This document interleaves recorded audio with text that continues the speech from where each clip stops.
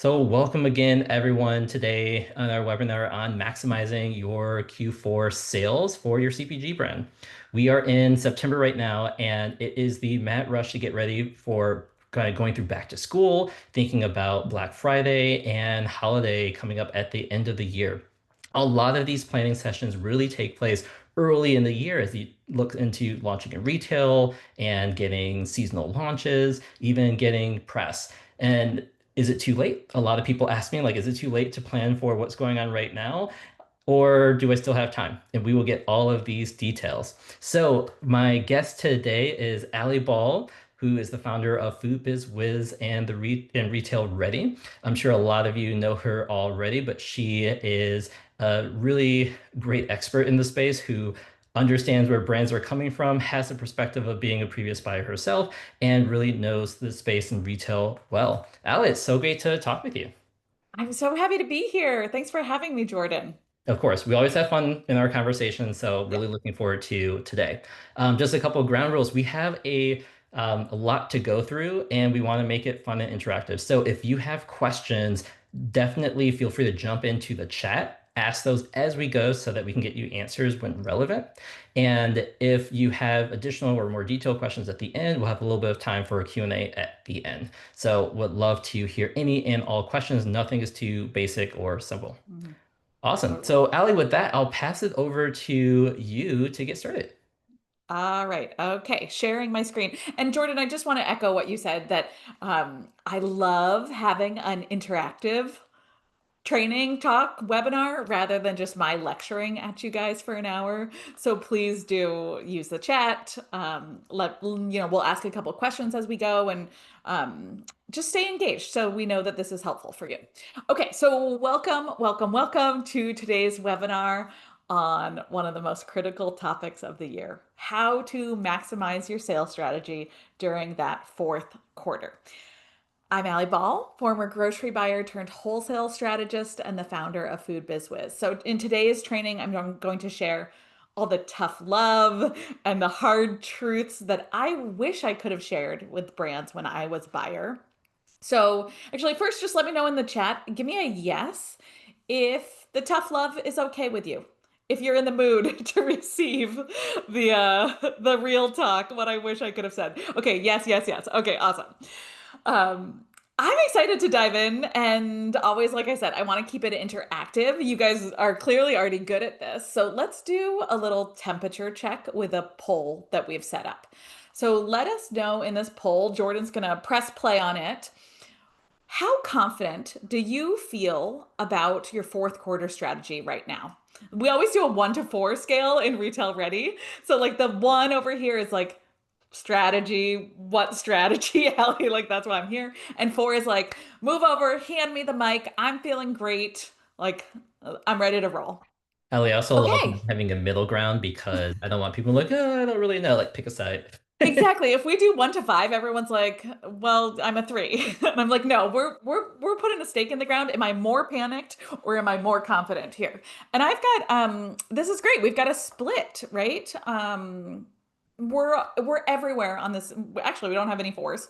I guess if the fours are already off executing their strategy, right? So I love that we've got a split here, and no matter whether you're that 1, 2, or 3, I want to reassure you that there is time to develop a strategy.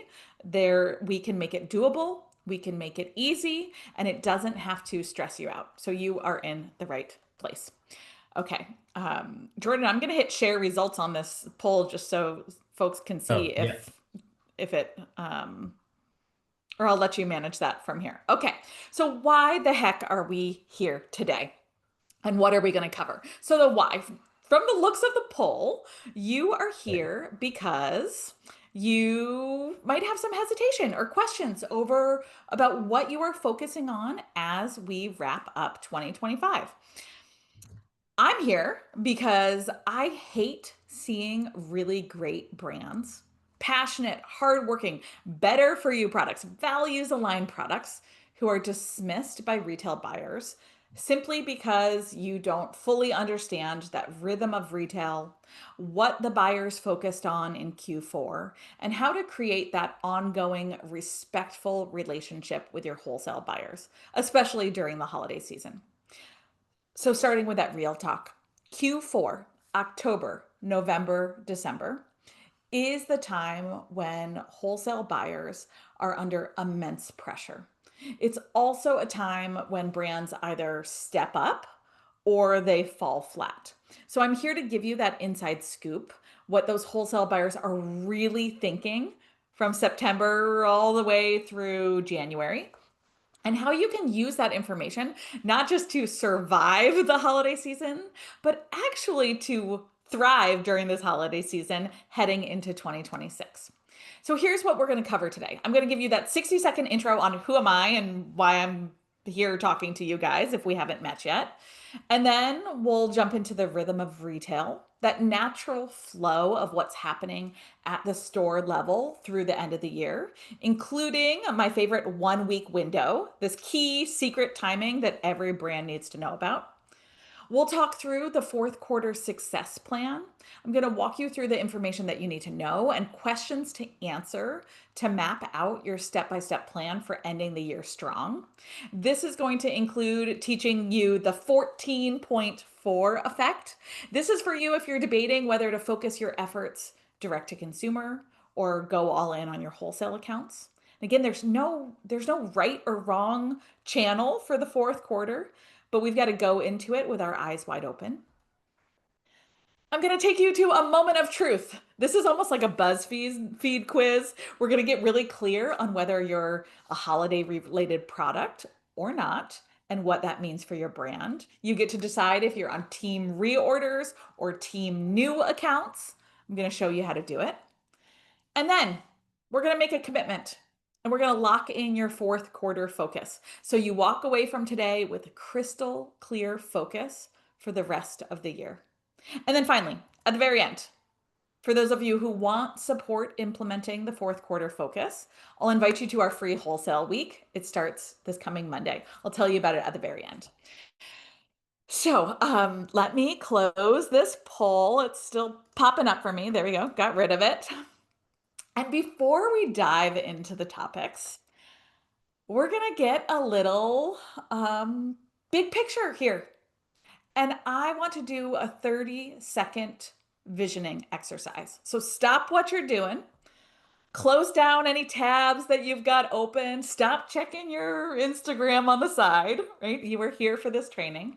And I'm going to ask you to give yourself the gift of focus for this hour. You're going to get so much more out of today if you stay present with me here. So, with that, let's just pause. You can look away from the computer, you can look down, you can close your eyes if you're comfortable with that. Whatever you want to do, just focus inward a bit here with me. Take a deep breath. And I want you to imagine that it is January 15th, 2026. You're 2 weeks into the new year. And not only have you made it through the holiday season, but you enjoyed yourself. You hit your sales goals. You had time outside of work. You were focused. You executed your plans. And you're moving into the new year with the tools you need to start pitching to new accounts again. And you feel confident in your strategy for the year ahead. You're feeling good about 2026 and you're not exhausted. So just take a deep breath and feel that. How would it feel to have the fourth quarter that you want, that sets you up for 2026? So as you open your eyes or come back to the screen here, put a word in the chat for me. How would it feel if you had the fourth quarter that you want that sets you up for 2026? Amazing, revelatory. That's a beautiful word. That's what I want for you. Relieving, beautiful. It might feel different, right? Sometimes when I ask founders this, yeah, I get a lot of, well, that's never happened. I've never had that feeling before. Amazing, blessed. Yeah, great, great. Accomplished. hmm You might feel calm. You might feel relieved. So that's the goal, right? We'll remember the word that you just said because we'll come back to it at the end. So, who am I to come in here to lecture you about the fourth quarter, to ask you to close your eyes on Zoom and do a visioning exercise with me? So I'm Alli Ball. I'm a former grocery buyer, a former head of grocery at Buy Right Market in San Francisco, turned wholesale strategist. This is me, like baby Alli. This was probably like 2007, maybe 2008 at Buy Right, that old school uniform. I love it. So thank you, Jordan. Right? I'm like this actually. I'm going off script here, but this is the headshot that I had taken. We released a cookbook at Buy Right Market. It's called Eat Good Food, and this was my headshot for the chapter on the dairy case and how we select products, like great dairy products in our grocery set. That's so cool that you were in the cookbook. Yeah, it is cool. I'm like, anybody want me to like sign a copy? Yes, yes, yes. I know, I was so young back then too. Okay, so I'm the creator of Retail Ready, an online program with curriculum, strategic support, and an online community that I've run since 2016. So Retail Ready at this point has helped over 3,500 brands with wholesale strategy. So it's a topic that I talk about all day, every day. I'm also the host of the Food Biz Wiz podcast, which now has a library of 250 episodes all around food, beverage, CPG product sales. So I left Buy Right 11 years ago and started my consulting business, coaching brands on wholesale strategy. And I saw at Buy Right, and maybe some of you can relate to this, that really great product, really delicious product failed on our retail shelves or never made it to the retail shelf in the first place because founders didn't understand all that it took to succeed in wholesale.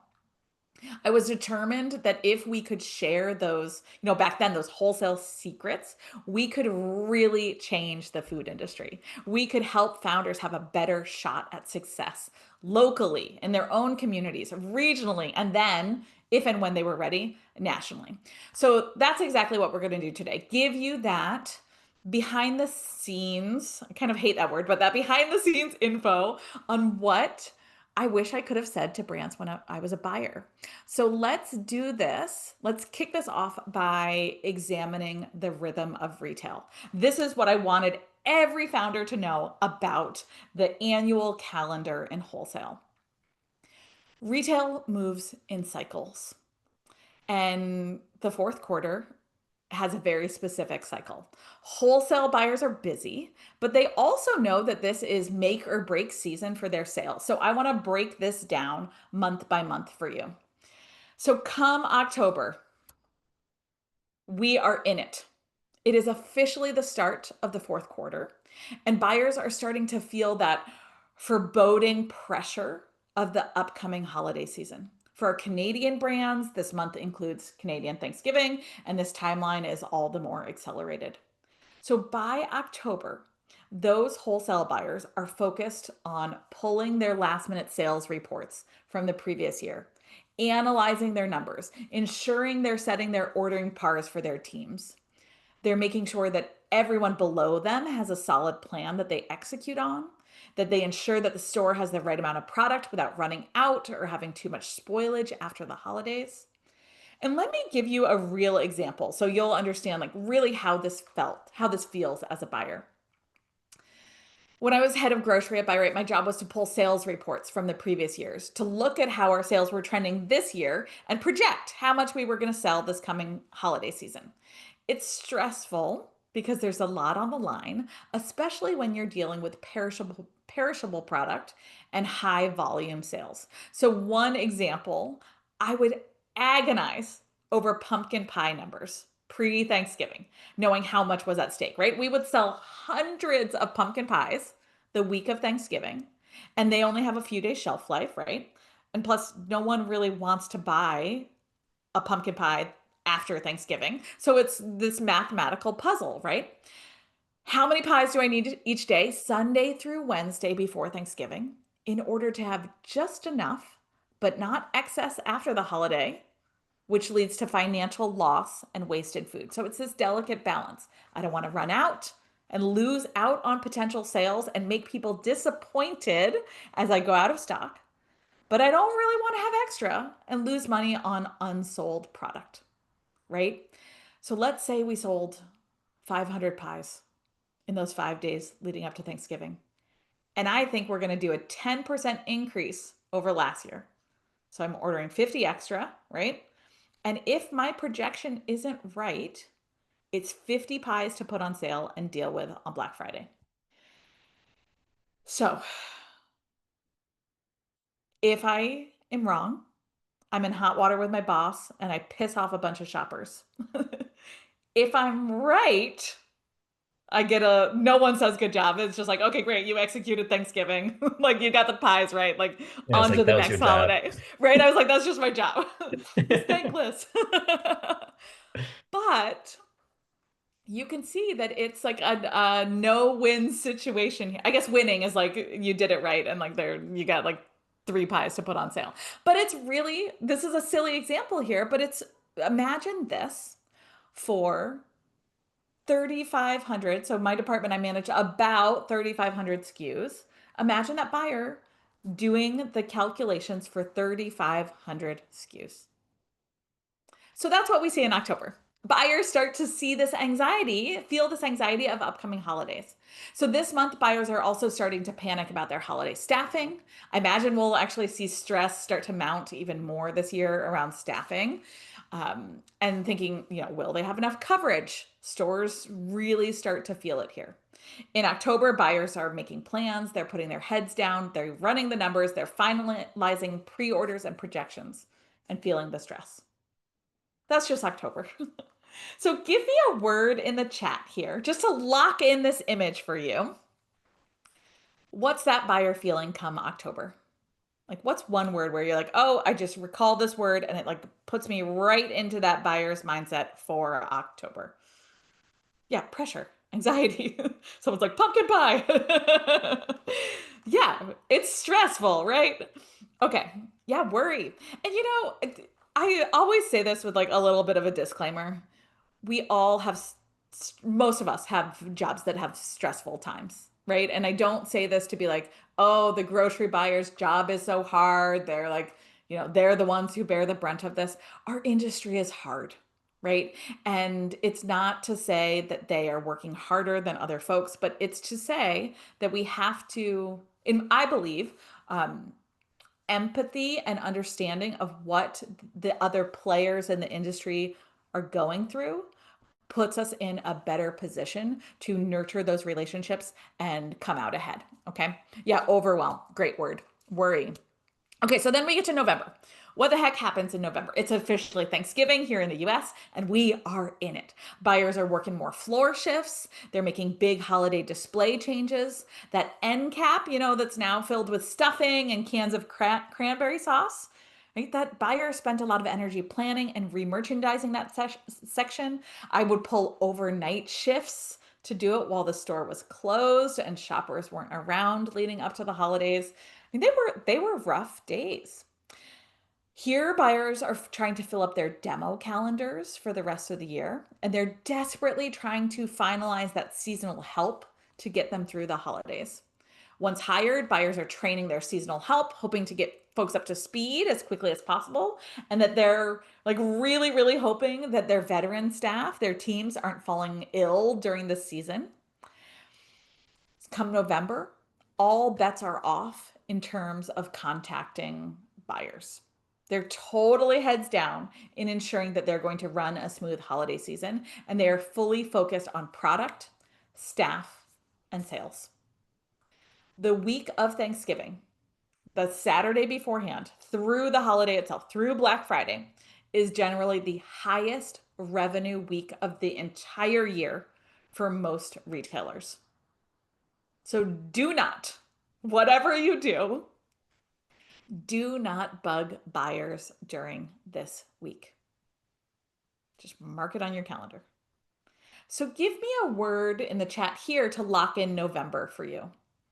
What's that buyer feeling or focused on come November? I'm like, Thanksgiving. The Super Bowl of retail. Yeah, execution. Yeah, okay, you guys got it. Frazzled. Final sales push for 2025. Yeah. Yeah, feeling accomplished. You're right, Laura. There is a sense of accomplishment here where you're like, oh, whew, like all of our hard work is showing in the sales week. The sales numbers are really coming through.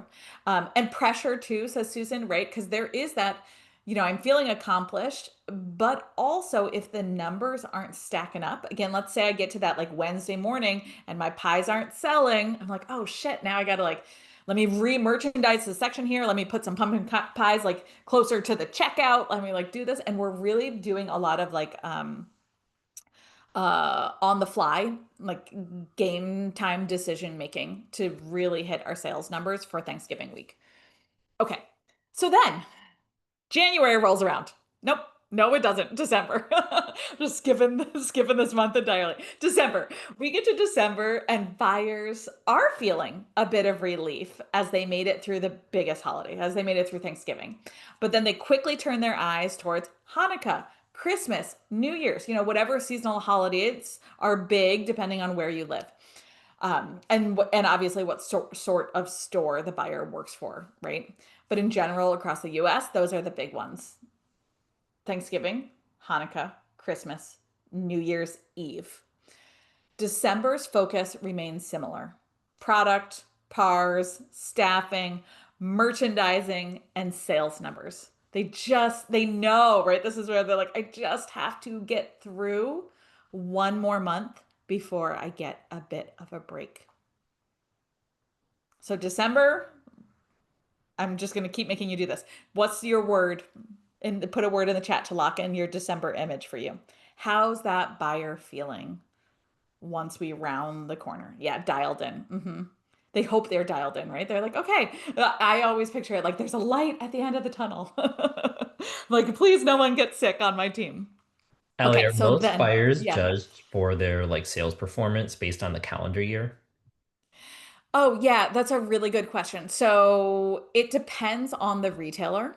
And typically, we see buyers do sales review quarterly or on the annual calendar with like in accordance to category reviews. Okay. So it's a little complicated because not every category gets a specific review period, right? And so like I don't know, let's say breadcrumbs. It's not like someone's sitting down annually being like, we really need to review our like breadcrumb and crouton sales. It's Yeah. just kind of like lumped in with holiday items or something like that. Okay. So, but you're right, Jordan, just to tie this back, that buyer's performance, their success in their role is measured on the financial health of the categories that they manage. So how's the margin or margin finance or sales and margin. Like those are the two big things that we are measured on. Of course, there can be like other incentives, like are we diversifying our suppliers? Are we like managing spoilage better? Like how local are we buying? But by and large, 95% of what the buyer is focused on is the financial health of their categories. So we're going to get into that in a little bit. Okay, cool. But yeah, they are. So they're looking at their sales as for the holidays, they're looking at their sales compared to last year's holiday sales. So how am I doing year over year? Um, Great question. Okay. So then you guys saw me, I almost skipped to January. We breathe, we can breathe here. Except that buyer makes it to the new year and they come up for air and then they just like jump straight into considering new products for their shelves. They start to perform category reviews again.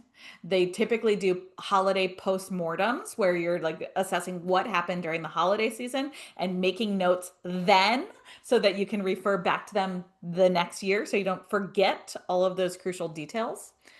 And then, of course, we start going to the trade shows, fancy food in January, and like starting making plans for Expo West in March. Okay, Alli, so quick question. How big is January a month for retail sales in for terms of like sales, post yeah, holiday period? yeah, it's actually there are certain categories that do really well. Anything that's related to health and wellness. Okay. Dry January is a big one. You know, if you, and I'll talk about this in a second, but if you are a product that is at all related to like new year, new you attitude, even though I feel mixed about those new year resolutions. Yes. Um, those are the things that sell really well. And then we also have Super Bowl, which typically end of January, and that tends to be a really big weekend push right around Super Bowl. Okay, perfect. Yeah. Yeah. And then, of course, I mean, there's something, and this is why we think about the rhythm of retail, right? There's pretty much something every month. Then we get to February and it's Valentine's Day. And we're like, oh gosh, like now we're redoing our displays for chocolates and roses and gifts and champagne and truffles and, all of that sort of stuff. So there's always something that the buyer is thinking about 90 days ahead of time. Okay. So it relates to this. We can't review the rhythm of retail and the overview of the fourth quarter without addressing the 1 week window. So, this is the small, often overlooked window where wholesale buyers are making key decisions for the end of the year and for early next year. So, if you miss it, you likely feel behind the ball for January. If you nail it, you're setting yourself for a like really strong start for the new year. So this 1 week window is the week after Thanksgiving, but before we get too close to the December holidays. So this year it's literally December 1st, Monday the 1st through Friday the 5th. And this is where I give you full permission to strategically reach out to wholesale buyers and pitch your products. So this might be a last minute pitch for holiday sales products in December, right? Or setting yourself up for January sales. If you're, again, like Jordan and I talked about, that health and wellness product, the non-alcoholic brand, anything connected to that, new year, new you energy. This is the window to pitch. I would even say if you're a Valentine's Day brand, this could be the window as well.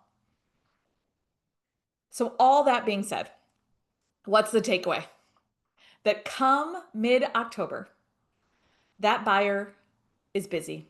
Their brains are occupied by the holidays and they are stressed. It's not the best time to reach out, to ask for favors, to pitch your products for their shelves, unless you are specifically holiday related. And it's not the time to be seen as that high maintenance vendor. We've got to respect the rhythm of retail.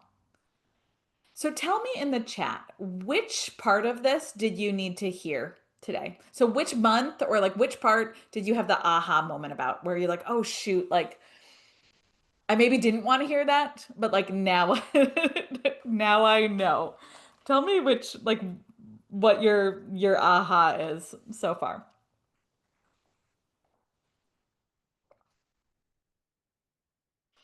Jordan, I'm so curious from you too.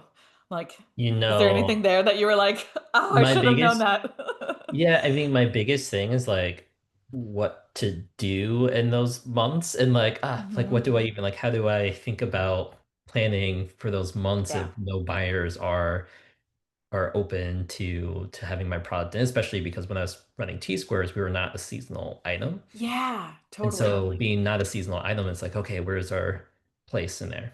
And then as Yeah. Andrea mentioned too, that December 1st to 5th reach out period. I Hmm. had no Yeah, idea. that's always like the and no one talks about that. I think I mean, I invented this term, the 1 week window. I was like, we'll just call it something. But no one's really talking about that. And I think I've seen it with our retail ready students that it can be a really lucrative time to reach out and have those conversations. Um, okay, let's see what else. Yeah, that we shouldn't be pitching after October 15th. There's always a disclaimer. Like we'll talk a little bit about the disclaimer, right? Like I want to say like I teach these rules so that we then know how to break them or then we know if we're breaking the rules. So like full permission to learn this and be like, okay, and we're gonna follow this 95% and we're gonna do this other thing our way. We could talk about breaking the rules at the end. The whole rhythm, I would just reach out anytime I wanted. Yeah, so I would say like that's a way to annoy a grocery buyer, being like, hey, it's the Monday of Thanksgiving. Do you want to carry my new product? I'd be like, you know, no way. Approval to reach out that 1 week window is good info. I otherwise try to go email, radio silent towards buyers all season. Yeah, yeah, that's good. And then what's the best way to reach out during December 1 through 5? I'll say we're going to talk about that in wholesale week. It's a kind of a bigger, or that is a really big topic, how to pitch to wholesale buyers. So I would say stick around to the end. We're going to talk about that next week in wholesale week. And then how to make sure Q4 promos are already planned to get properly executed. Yeah, great. Good focus. Okay.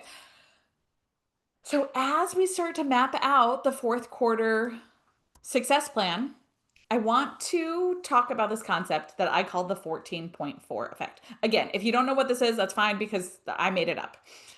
So we have to make some key decisions, and I want to talk about direct to consumer versus wholesale sales. So, how many of you have looked at the shifting landscape of the food industry, of CPG, and thought to yourself, well, I should just totally go direct to consumer and not bother with wholesale at all? I hear this a lot, right? That it's cheaper. Yeah, it's like me. Yeah. That it's cheaper to go direct, that you should cut out the middleman, and that you'll build your business direct to consumer. So I just like playing with the numbers here so we can just see what's possible. I want to say I am channel agnostic, right? You do you. Like, I love wholesale and I also hate wholesale. So you've got to do what is best for your brand. So let's say you make Chili Crunch, sells for $10 on the retail shelf or direct to consumer. So if you're selling wholesale, right? Again, like I'm making up these numbers, your wholesale price would typically be about $6 to the store, right? You sell it to them for $6, they sell it for $10 on the shelf. That's a 40% margin. So let's say you make that chili crunch and you pack it in cases of 12 and you sell 2 cases per week to the store. You've got like, it's a perfect stocking stuffer. You've got like beautiful shelf talkers up there. We're like really pushing it as a like spicy holiday product. 2 cases, 12 jars a case. You're selling 24 units that week. So 24 units a week at a $6 sale equals $144 in sales to that store. How many jars would you have to sell direct to consumer to make the same revenue? Again, let's do the math.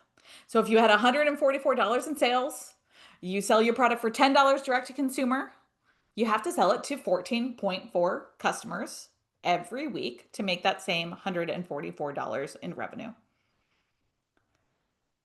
So let's keep going with one thing to consider here. Shopify says their average web store conversion rate for food and beverage is 2 to 3%. So that means for every 100 people who come to your website, 2 to 3 people purchase. So let's say you're cranking at 3%, right? Which Shopify says puts you at the top 20% of all e-commerce sites. And you want to get 14.4 sales each week, that $144 in revenue. You need 480 visitors to your website every week, converting at 3% to get 14.4 sales. So I don't say this to tell you not to do direct to consumer. I say this to set expectations.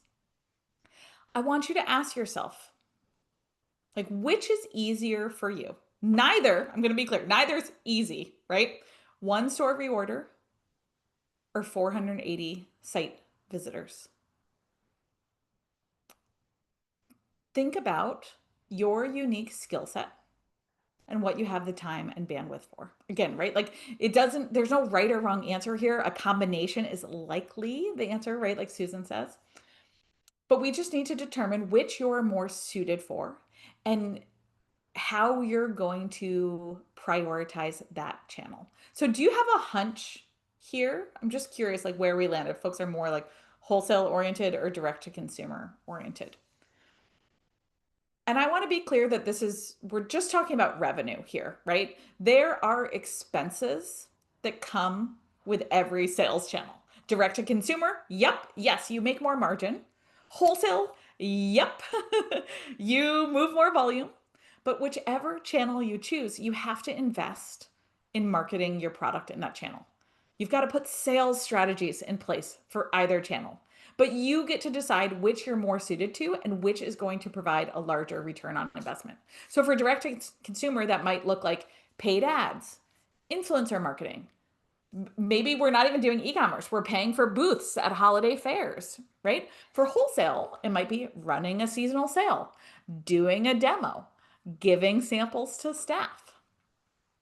So when you think about the fourth quarter, and we know that you've got like limited time, everyone has, a finite amount of time and energy, which makes more sense for you to focus on?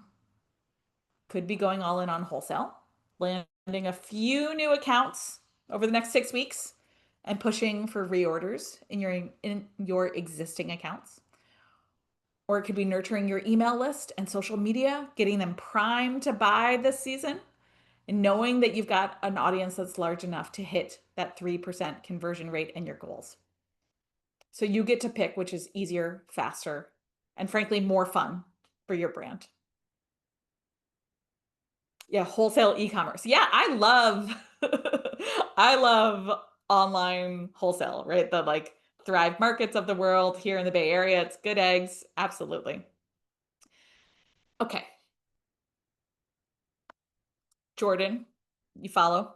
Oh yeah, I think You're that'd like, be great.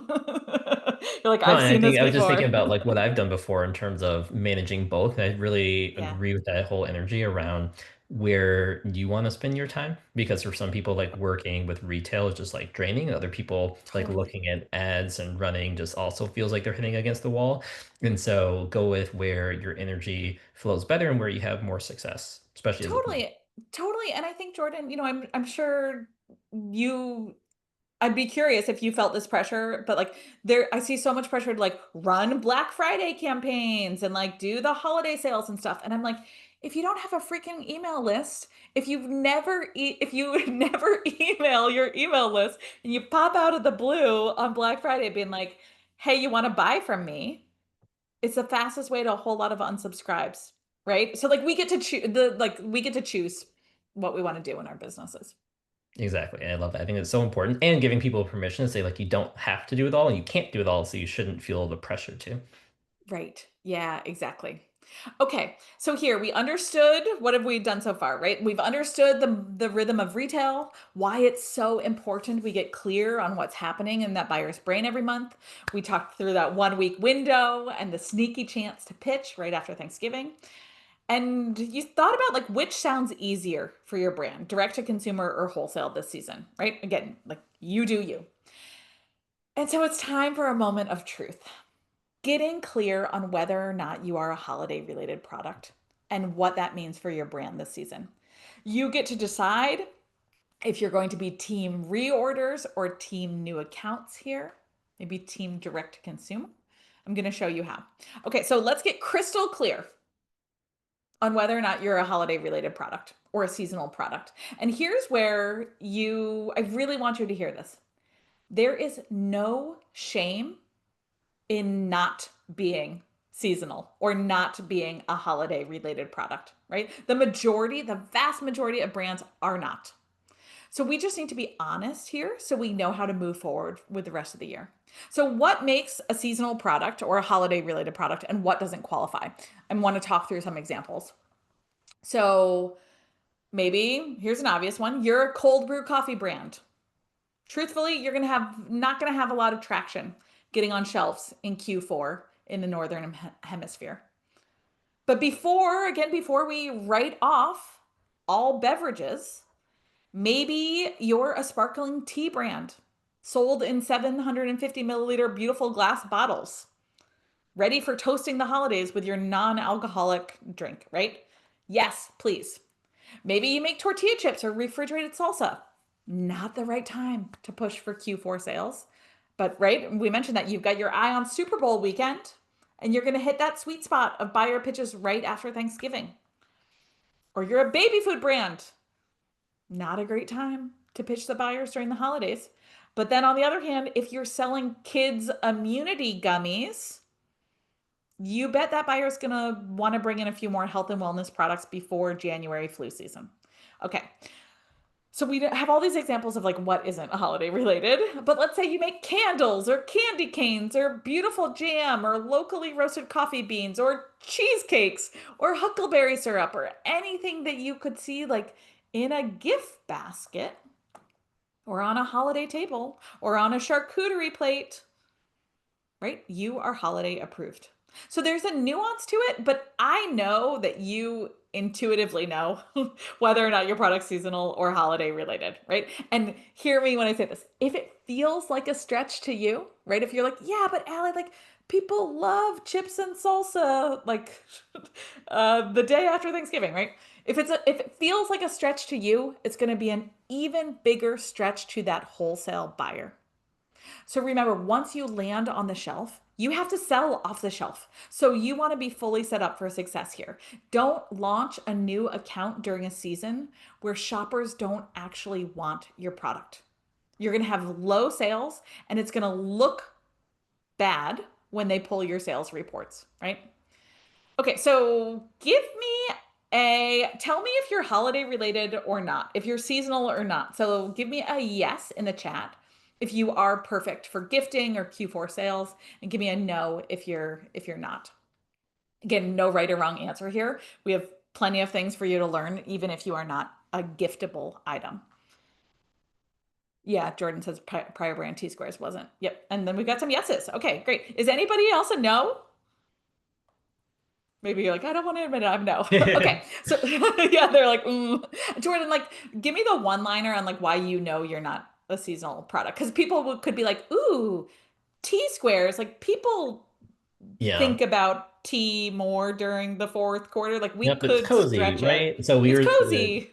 energy bar with tea, but when Yeah. people were using our products, they were mostly using like on the go or in the Mhm. office. And with like holiday, people are thinking about like, larger meals and maybe Yeah. grabbing a protein bar, but it's probably their like favorite thing. They're not considering that as a new product. So they're thinking about so many other things. Totally. And I've seen Jordan where people are like, well, I make a great stocking stuffer because we're like individually wrapped, like blah blah Yep, it's blah. And small. again, like if it's a stretch, like it's hard to convince that Especially buyer. during this time, it's kind of like what are people currently doing, not what you hope they could possibly Right. do. Yeah, exactly. That's a great way to put it. Like, are people Yeah, putting protein bars or energy bars in stocking stuffers? Like, no. Could they? Sure, but no one's sure. actually doing it. Yeah, I'm like, who knows in 2025, like with protein being the Yeah. like, all the rage here, like we're not going to say never. But yeah, we really think about consumer behavior. One of the things we really preach in Retail Ready is that it's so expensive and time consuming to change consumer behavior. So it become, especially as a young brand, it's so much easier and like you're going to be like on that path to profitability so much faster if you just follow what the consumers are already doing. We're I not love it. I reinventing learned the that with wheel. T-squares too, and that especially Yeah. that piece we used to say it's hard to change behavior, but it's not. It's more than hard. It's expensive, It's and now it's a expensive. piece Yeah, that's exactly. really difficult. Exactly. I mean, it's often cost prohibitive to change behavior. Like we can't do it. Okay. So let's say, I'm like, where am I in my slides? Am I on the next slide? Yeah. Okay. So let's say you've done this self-assessment. You are holiday related. I saw all those yeses in the chat. And you are fully confident that once you land on those shelves, you can actually sell off of them, right? Gluten-free breadcrumbs, chocolatier, you're making gold coins, right? So I'm giving you permission to pitch your products to wholesale accounts between now and mid-October before that buyer fully tunes you out. So this means you've got what, like 5 weeks, 6 weeks max to get in front of them. And then that time dwindles quickly, especially if you aren't holiday related. So again, this sounds very obvious here, but so many brands miss this. Your fourth quarter, yeah, am I talking about shipping direct, direct to source? Yeah, broker, distributor, direct, it doesn't matter. That buyer still doesn't have time to talk to you, no matter which way you're going. Okay. Even with a distributor, right? That buyer's not bringing, it's extremely rare for them to bring in new products after mid-October here. So again, like I was going to say, this sounds obvious, but I want to emphasize that your pitches starting now have to be holiday focused, right? The words that you say need to be centered around what your product's going to do to bring higher sales to your category through the fourth quarter, right? If you don't tweak your pitch, your sales pitch, so that it's holiday related, and you're just assuming that that buyer puts two and two together, right? I'm gonna say like, Susan here, right? They're like, oh, obviously the buyer knows they need cheesecakes on the shelf because it's holiday related, right? If you don't come out and say that, you are letting that buyer, you're putting the work on the buyer to make that connection, and you're missing the mark, right? So first, right, that buyer, if they don't make that connection, that buyer is going to think you're an amateur, not even knowing that it's like starting to be risky to pitch this time of year. And secondly, like I said, you're putting all that work on the buyer to be that detective and research your brand. They're so busy that if you're holiday related, we want you to use the holiday sales as the urgent reason in your sales pitch to be put on the shelf before the end of the year. Otherwise, unless we're connecting it to the holidays, the buyer's like, oh, I'll just wait until January, right? It's not worth it for me to bring in these T squares in October.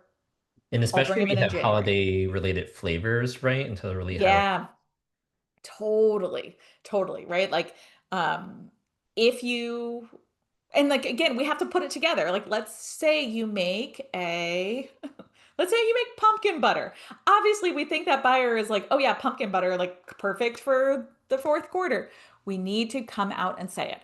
Our pumpkin butter sells on average 2 cases per week per store in the fourth quarter. Let's replicate that success on your shelves. Right? You just come out and say it. Okay. So again, if you're holiday related, we really use holiday to say, let's get on your shelves before November 1st. And if you're not holiday related, or maybe you're just like, okay, yeah, we are holiday related, but we don't want to add new accounts. Like we're busy, we have enough work to do focusing on reorders. I give you permission to pause on pursuing wholesale accounts until January. So use this time to nurture your existing accounts, ensuring that you are keeping sales consistent through the remainder of the year. Use this time to get your ducks in a row for January, right? That time when the buyer comes up for air and starts considering new products for their shelves again. So, here, whichever side you're on, holiday or not holiday, I want you to make a commitment. Are you going to focus your energy in getting new accounts, or focus your energy on getting reorders from your existing accounts? One of the biggest things that we teach inside of Retail Ready is giving yourself the gift of focus as a founder. So, what can you get laser focused on so you can actually move the needle in your business and hit your goals? Right? You can do anything. I know you can, but you can't do everything. So, regardless of which team you're on, time and time again, or again, maybe you're team direct to consumer, right? Time and time again, I see founders muscle through the holiday season.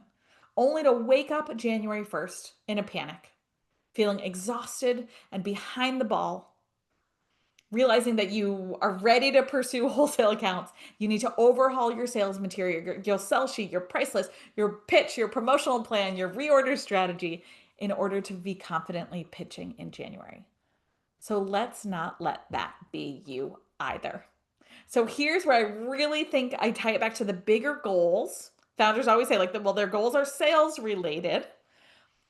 But if we're always looking 90 days ahead in retail, what can you do for 15 minutes a week, 30 minutes a week? That's it. Now through early 2026 to get your sales systems in place as we think about the new year. A small commitment now puts you leagues ahead of where you might be if we just focus solely on sales for the fourth quarter. So I always think about this like, 80-20 rule or 90-10 rule, where we're focusing on executing in the moment and leaving a little bit of prep for where we're going 90 days ahead. So I want you to think about that visioning exercise that we did and that word that you felt after having a focused, organized holiday season. What commitment do you need to make now to work towards that feeling? And remember, for those of you who are like, well, Alli, like I need to do it all, right? This is usually what I hear. I need to do it all. Let's remember that rhythm of retail. You can pitch until mid-October, and then buyers put the pause on 95% of new products until January. So if you do feel that pressure to do it all, how can you split it up where you're like, well, I'm going to pitch new accounts until October, and then I turn my focus on reorders and driving sales? Also, Ali, I've never met anyone who's trying to do it all and feels those positive words that we mentioned earlier. No, never. Totally. I mean, it's true, Jordan. Like when I do like more one-on-one coaching with founders and stuff, like the first thing we do is take stuff off the plate. Yeah. Like that, I'm like, what we're actually just like slashing. And it's wild because, we think about like it sounds so cliche, but it's like when we actually like do less, we can achieve more. And people are Yeah. like, well, that's bullshit, Alli. Like tell that to a busy founder and parent and like all of that. And I what if it's true? Like, are we willing to try it? I would love to see that. And I've done Yeah. it too. I've had to do that. I've learned from that 'cause I was the person who was trying to do everything and then felt Yeah. like I was accomplishing nothing. Yeah, totally. I once had a coach who described it to me. She was like, imagine you have like five soccer balls at like the end of the field. And each day you're like allowed five kicks. And so, one strategy is you like kick each ball one kick a day, and it takes forever to get all those five balls across the goal line. And instead, if you kicked one ball five times a day, that ball like hits the goal so much faster. I'm like, I love oh that. yeah. Yeah, I'm like I mean that was probably a decade ago that I heard it. I loved it. Yeah. Okay. So, I'm looking at the clock here and we can do it, but I want to like I really want to leave with a couple things here. So, first off, come back to me if you've drifted away. Now's the time to pull out your pen and write some stuff down. And I want to think about this. What is the one thing that you will focus on each month, September through January? So as you think about that, let me just do the reminder again. September is all about the buyer outreach. October, again, for that half of the month, buyer outreach, last minute crunch on new accounts. November, we tend to be locking in the reorders, doing demos, nurturing our accounts. And then December, again, like there's still work to be done. There's that 1 week window. How are we prepping for January? And then December. again, right, 1 week window, and then we turn to January where we think about sales, sell sheets, sales email templates, promotional strategy once we're actually through the holiday season. So having this, even if it's just like a little post-it, and having that focus where you're, really keyed in 80% of the time on that focus for the month is, I'm like, trust me on this. This is how we're going to get closer to that word that we said at the beginning of today. When you have it, just give me like a yes in the chat. Yes. You're quick, Andrea. Yes, yes. Great. We did say one word. So yeah, you guys are speedy. All right. So if you are on this training today and you're like, yeah, Alli, my focus is wholesale, right? Getting on more shelves, increasing sales in your accounts or ones that you're already in, right? Come and join us. I'll invite you to join us in Wholesale Week. We start on Monday. We've got 5 days of mini trainings on sales strategy. So there's where we'll talk more about the buyer pitches and what we're saying and the channel strategy and all of that. It's 10 minutes a day, so not even as long as today's sales training. It's free, and for every new founder who joins us, we're donating $1 to Project Potluck, which is my favorite nonprofit that connects people of color with resources and mentorship in our industry. I'll put the link in the chat if you want to join us. And with that, I'm like, shoot, I only left 2 minutes for questions, you guys. But hold on, let me put that in the chat there. Or you can also on Instagram, if you DM me the word Wholesale Week, you'll get that free invite. Yeah, the mini trainings, you do them on your own schedule. I know how busy everybody is, so we post them at like 7 a.m.